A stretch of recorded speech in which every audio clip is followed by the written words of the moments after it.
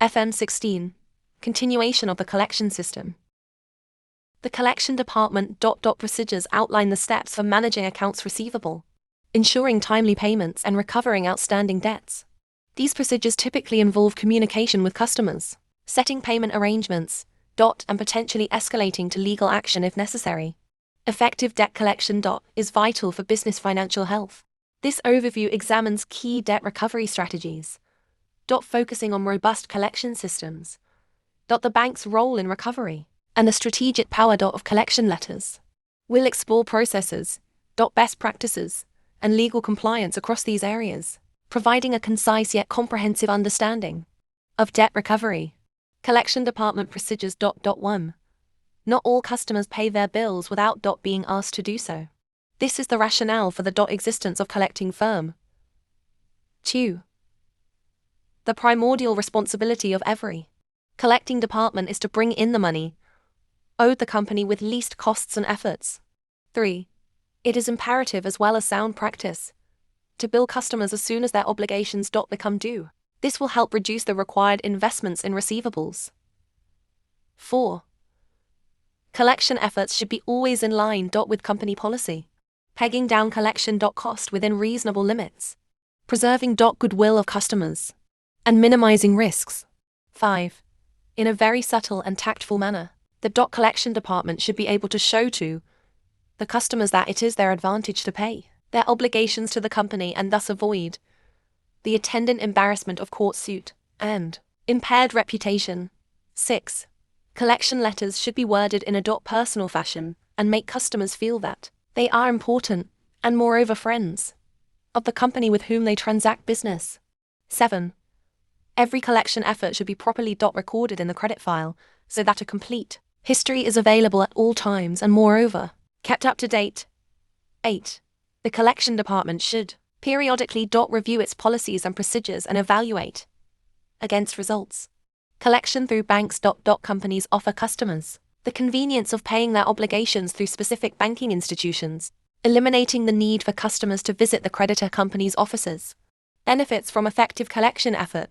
Indeed, the benefits arising from effective collection efforts are many, but the most important ones may be presented in summary form as follows. 1. Reduction in the volume of accounts receivables. 2. Freeing capital for carrying the business operation. 3. Increasing profits through decreased expenses. 4. Shortening of credit period. And 5. Establishing a line of customers who are financially sound. 7 elements of collection policy. 1. Collection is made easier when the credit extended is a package of 3 things: credit, supplies, and knowledge. 2. Rural banks and other lending institutions must devise ways to streamline timing operations. 3. Be selective in your clientele. 4. Employ well-trained credit technicians. 5. Maintain a continuity of human relationship once established. 6. Tell the story of your bank to your community at every opportunity. 7. The final element of a sound collection policy, if the other 6 have failed, is to admit a collection problem in your hands. Collection letters. Collection letters are challenging to write and failure to prevent offending. Customers can cause more harm than good, often multiplying costs, losses, and harm. A letter of collection is written when payment is due or an overdue bill, indicating a breach of agreed rules. It should be drafted based on the situation's demand. A collection letter is a professional document addressing the business relationship between 2 parties. It should include the recipient's name, date, product or service reference, payment mode and time, and outline the main features and agreed terms and conditions. A formal letter of collection informs the debtor of payment and warns of legal action in case of negligence or delay. It should be polite and clearly mentioned, with a reference to the due payment. The sender should sign and keep a record of these letters for future reference. Fundamental principles of collection letters. Collection letters are a crucial tool for creditors to communicate with debtors who may have turned deaf to their pleas for payment, demonstrating the importance of understanding and compassion. In financial matters. Thus collections letters: 1. Addressed to them must be devoid of any offensive, vulgar, profane, and insulting language. It must always be dignified, respectful and gracious. 2. Should be specific and as short as possible without in any way appearing curt. and must refrain from use of terms or words that are susceptible to various meanings or which the customers may not be able to understand well. 3. Should use dated actions. That is, inform the debtor that the creditor expects certain action by given date and never in the near future. 4. Should always follow a definite pattern. They must start with casual reminder of the obligation and progressing to a final step. That is, the possibility of a legal action if payment is not made by a definite date. Importance of collection letter. Collection letters are crucial for firms granting credit to customers, as sales are only complete once accounts are paid, making them integral to the company's collection machinery. 1. To collect the money due to the company.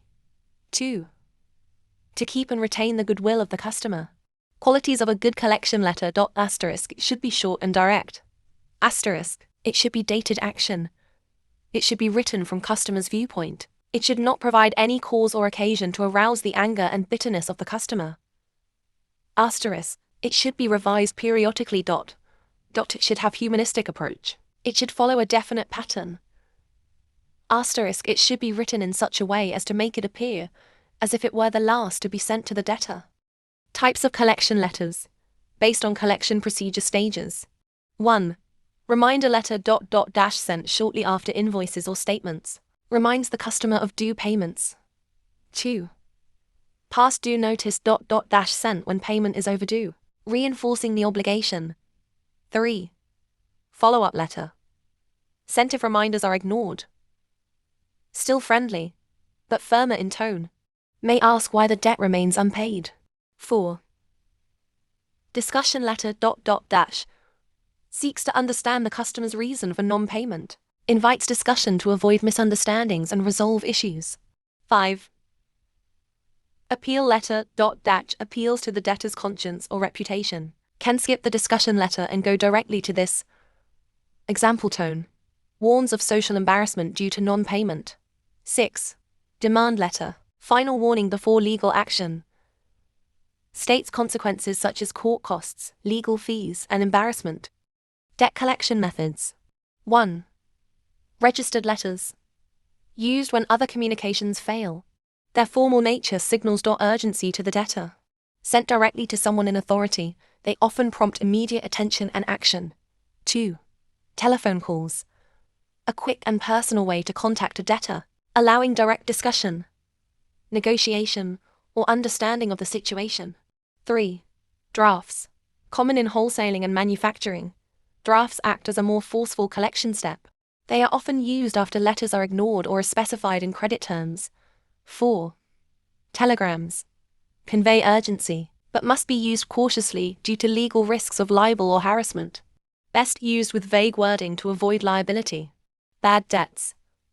Debts may be written off under the following conditions. 1. The debtor is declared insolvent. 2. Persistent refusal to pay despite extensive collection efforts. 3. The debtor's whereabouts are unknown despite thorough attempts to locate them. 4. The debtor's business has been inactive for years. 5. The debtor has died, and heirs refuse to settle the debt. Group members Coulon. Tumaca, Jolly Jane, De La Flores, Rion I Eline. Villanueva, Ma, Christina, Yanga, Brian John, Zamora, Aina May.